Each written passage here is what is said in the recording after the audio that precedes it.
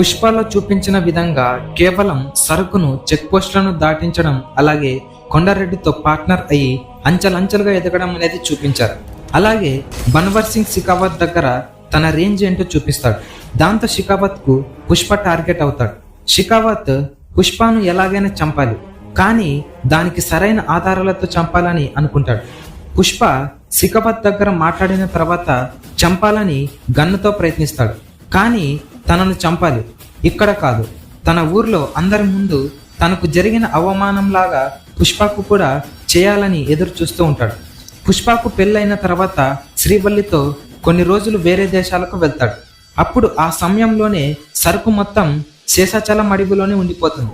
కొన్ని కోట్ల సరుకు, వందలాది లారీలను ఎలాగైనా చెక్ పోస్టుల నుంచి దాటించాలి. కానీ అప్పుడే శిఖావత్ కూడా పుష్పను అరెస్ట్ చేయాలని వందలాది మంది పోలీసులను శేషాచలం అడవి చుట్టూ ఉంచుతాడు.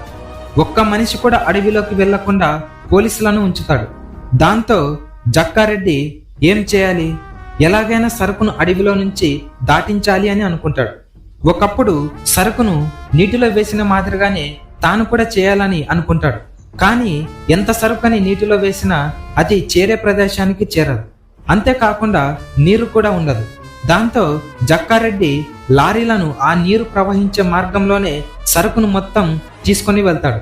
అలా తీసుకెళ్లిన తర్వాత శిఖావత్ ఇలా అనుకుంటాడు, కొన్ని రోజులుగా సరుకు చెక్ పోస్టులను దాటడం లేదు, కానీ అన్ని కోట్ల సరుకు విదేశాలకు ఎలా వెళ్తుంది అనుకుంటాడు. విదేశాల నుంచి వచ్చిన తర్వాత పుష్ప నేరుగా శేషాచలం అడవికి వెళ్తాడు. అక్కడ ఉన్న సరుకును గమనించి జక్కారెడ్డిని పిలిపిస్తాడు. ఎందుకంటే సరుకు మొత్తంలో కొంత భాగం కనిపించదు. దానికోసం పుష్ప మొత్తం శేషాచలం అడవిని గాలిస్తాడు. దాంతో ఏం జరిగింది అంటే, కొంతమంది వ్యక్తులు సరుకును దొంగిలించడం చేస్తూ ఉంటారు. కానీ వారు ఎవరో, ఎక్కడ నుంచి వచ్చారో అనేది మాత్రం తెలియదు. విలన్ జగపతి బాబు విదేశాలలో పుష్ప కుదుర్చుకున్న డీల్స్లలో జగపతి బాబు ఒకడు. సరుకు ఎలాగైనా చేర్చాలి అంటూ జగపతి బాబు మొత్తం 100 దేశాలకు పైగా వ్యక్తులను పుష్ప దగ్గరకు పంపిస్తాడు. పుష్ప ఆ డీల్స్లలో భాగంగా జగపతి బాబుకు 1000 కోట్ల సరుకు 500 లారీలను పంపించాలి. అలా చేయాలి అంటే శేషాచలం అడవి చుట్టూ బన్వర్ సింగ్ శిఖావత్ యొక్క పోలీసులను ఉండకుండా చేయాలి. దాంతో పుష్ప అడవి చుట్టూ ఉన్న పోలీసులను చంపించేలా ప్లాన్ చేస్తాడు. కొన్ని లారీలను అడవి చుట్టూ ఉంచుతాడు. దాంతో ఆ పోలీసులు ఆ లారీలను చెక్ చేస్తారు. కానీ ఆ లారీలలో ఏమీ ఉండదు. అలా మరుసటి రోజు కూడా అలాగే చేస్తారు. కానీ పోలీసులకు ఏమీ ఉండదని అనుకుంటూ ఉంటారు. కానీ 3 రోజుల తర్వాత కొన్ని శబ్దాలతో ఉన్న లారీలను పుష్ప మనుషులు వదిలేసి వస్తారు. దాంతో పోలీసులు ఆ శబ్దాలను విని ఏంటో చూడాలని వెళ్తారు. కొన్ని వందలాది మంది పోలీసులను ఆ లారీలో ఉన్న పులులు అందరినీ చంపేస్తాయి. దాంతో అంతమంది పోలీసులు చనిపోవడానికి కారణం బన్వర్ సింగ్ శిఖావత్ అంటూ అతనిని సస్పెండ్ చేస్తారు. కానీ ఇదంతా పుష్ప చేశాడని శిఖావత్ అనుకుంటాడు. కానీ ఇదంతా విలన్ జగపతి బాబు పుష్ప మనుషులతో చేయించి మొత్తం శేషాచలం అడవిని దక్కించుకోవాలని అనుకుంటూ ఉంటాడు. ఇక్కడితో ఇంటర్వెల్ సీన్ అవుతుంది. యుద్ధం ఇప్పుడే మొదలవుతుంది. విలన్ కు మరియు పుష్పకు ఒకరికొకరు తెలియదు. కానీ వీరిద్దరి మధ్య జరిగే డీల్స్లలో పార్ట్నర్లుగా చెన్నై మురుగన్ దగ్గర ఉంటారు. ఒకరోజు పుష్ప మరియు జక్కారెడ్డి మనుషులు కలిసి ఎంపీ దగ్గరికి వెళ్తారు. శేషాచలం అడవి గురించి అలాగే కొన్ని డీల్స్ గురించి మాట్లాడుకుంటూ ఉంటారు. పుష్ప ఎంపీ దగ్గర ఇలా అంటాడు, నాకు శేషాచలం అడవి మొత్తం కావాలి, అంతేకాకుండా నీ ఎంపీ కుర్చీ కూడా కావాలని పుష్ప అంటాడు. దాంతో ఎంపీ ఒప్పుకోడు. కానీ పుష్ప ఒక్కసారిగా ఎంపీని గన్నుతో కాల్చి చంపేస్తాడు. దాంతో పుష్ప ఆ ఎంపీ కుర్చీని అలాగే మొత్తం శేషాచలం అడవిని తన స్వాధీనంలో ఉంచుతాడు. పుష్ప ఎంపీని చంపడంలో ఒక కారణం ఉంది. ఎందుకంటే పుష్ప వాళ్ళ తండ్రి బుల్లెటి వెంకటరామారావు గారు, ఇతను పుష్ప చిన్నతనంలో ఉన్నప్పుడు తన తండ్రి సర్పంచ్గా ఉంటూ ఊరికి ఎన్నో మంచి పనులు చేసేవాడు. దానిని చూసి పుష్ప కూడా అలా చేయాలని అనుకునేవాడు. బుల్లెటి వెంకటరామారావు గారికి మొదటి భార్య ఉండేది.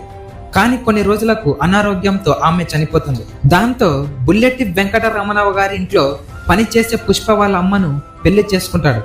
దాంతో వాళ్ళ 2 కొడుకులకు అస్సలు నచ్చదు. అంతేకాకుండా ఆస్తి మొత్తం పుష్పకు వస్తుందని ఉద్దేశంతో వాళ్లను ఇంటి దగ్గర కూడా రాణించేవారు కాదు. సర్పంచ్గా బుల్లెట్టి వెంకటరామారావు గారు ఎన్నో మంచి పనులు చేస్తూ మంచి పేరును తెచ్చుకున్నాడు. దాన్ని సహించలేక మళ్ళీ వచ్చే ఎన్నికల్లో గెలుస్తాడని ఎంపీ మరియు మంగళం సీను కలిసి చంపేస్తారు. బుల్లెట్టి వెంకటరామారావు గారు చనిపోయిన తర్వాత పుష్ప వాళ్ళ అమ్మను దగ్గరకు కూడా రానివ్వకుండా, అలాగే పుష్ప వాళ్ళ అమ్మ వలె చనిపోయాడని తన ఇద్దరు కొడుకులు అనుకుంటారు. దాంతో వారిని పట్టించుకోకుండా ఉంటారు. ఇలా పుష్ప ఎంపీని చంపడానికి కారణం వాళ్ళ తండ్రిని చంపాడని. అలా పుష్ప ఎంపీగా అవుతాడు. దాంతో ఊర్లో మంచి పనులు చేస్తూ ఉంటాడు. ఆ తర్వాత బన్వర్ సింగ్ సికావత్ ప్లేస్లో, విలన్ ప్లేస్లో జగపతి బాబు వస్తాడు. ఇతను ముందు శేషాచలం అడవిలో షికావత్ చేసిన ప్లాన్ ప్రకారం కొంతమంది పోలీసులతో రాత్రి సమయంలో అడవిలోనే ఉంటాడు. జక్కారెడ్డి, కేశవ మనుషులు రాత్రి సమయంలో సరుకును పంపించాలని సరుకు దగ్గరకు వస్తారు. అప్పుడే మొత్తం పోలీసులు అందరూ వారిపై దాడి చేస్తారు. అప్పుడు ఆ రాత్రి సమయంలో పెద్ద యుద్ధమే జరుగుతుంది. అలా పోలీసులు కేశవను, జక్కారెడ్డిని అరెస్ట్ చేస్తారు. అది తెలుసుకున్న పుష్ప నేరుగా పోలీస్ స్టేషన్కు వెళ్తాడు. ఇక్కడ అరెస్ట్ చేసే అధికారం పోలీసులకు ఉండదు. ఇక్కడ పోలీసులు ఏం చేయాలన్నా నన్ను అడగాలి అంటూ ఇది పుష్పగాడి పెట్టిన రూల్ అని అంటాడు. అలా పోలీస్ స్టేషన్ నుంచి కేశవను, జక్కారెడ్డిని విడిపించుకుంటాడు. పుష్ప సరుకును చెన్నై మురుగన్కు చేర్చాలి. కానీ ఈసారి పుష్పనే నేరుగా వెళ్తాడు. ఈసారి మొత్తం సరుకును షిప్పులలో ఉంచుకొని మొత్తం 1000 కోట్ల సరుకును సముద్రం మీద వెళ్తాడు. దానిని గమనించిన జాలరెడ్డి ఎలాగైనా పుష్ప వాళ్ళ చెల్లెలను పాడు చేయాలని చూస్తాడు. అంతేకాకుండా ఒక పక్క షికావత్, మంగళం సీను కలిసి సముద్రంలోనే చంపాలని అనుకుంటారు. దాంతో షిప్పుల మీద దాడి చేస్తారు. అలా వాళ్ళతో యుద్ధం చేస్తాడు పుష్ప. ఆ సరుకును ఎలాగైనా మురుగన్ దగ్గరకు చేరుస్తాడు. ఆ తర్వాత జాలరెడ్డి పుష్ప చెల్లెలను పాడు చేస్తాడని వాళ్ళ అమ్మ పుష్పకు చెబుతుంది. దాంతో పుష్ప జాలిరెడ్డిని నా చెల్లెలను ఎత్తుకొని పోతావరా అంటూ జాలిరెడ్డిని చంపేస్తాడు. దాంతో వాళ్ళిద్దరు అన్నదమ్ములు కలిసిపోతారు. అంతలోపే జాలిరెడ్డిని చంపినందుకు పుష్పను విలన్ అరెస్ట్ చేస్తాడు.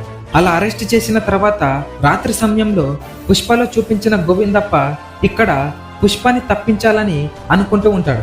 స్టేషన్ మీద కాల్పులు చేసి పోలీసులు బయట వచ్చిన తర్వాత పుష్పను విడిపిస్తాడు. పుష్ప అక్కడే ఉండే అడవిలోకి వెళ్తాడు. అప్పుడు పోలీసులు 10 రౌండ్లు కాల్పులు పుష్ప మీద చేస్తారు.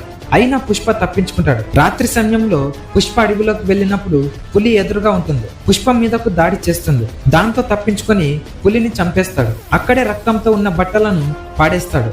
దానిని చూసి పుష్ప చనిపోయాడని పోలీసులు అనుకుంటారు. కానీ ప్రజలు మాత్రం వేరిస్ పుష్ప అంటూ మొత్తం ధర్నాకు దిగుతారు. పుష్ప అడవిలోని జరిగే జాతరలో కొన్ని రోజులు అక్కడే ఉంటాడు. పుష్ప అడవిలోని కొన్ని రోజులు ఉండటంతో విలన్ మొత్తం శేషాచలం అడవిని అలాగే శ్రీవల్లిని అరెస్ట్ చేసి ఉంటాడు. అలాగే కేశవను, జక్కారెడ్డిని మొత్తం విలన్ చంపేయడం జరుగుతుంది. దాని తర్వాత ఏం జరుగుతుంది, పుష్పకు విలన్కు ఎలాంటి యుద్ధం జరుగుతుంది తెలుసుకోవాలంటే Pushpa part 3 the rule of Pushpa. Okay friends, మీకు ఈ స్టోరీ నచ్చితే తప్పకుండా ఒక లైక్ చేయండి. అలాగే మన ఛానల్కి సబ్స్క్రైబ్ అవ్వండి. అలాగే పార్ట్ 3 కావాలనుకునే వాళ్ళు కింద కామెంట్లో పార్ట్ 3 అని కామెంట్ చేయండి. Thank you for watching. This is Naveen Kumar signing off.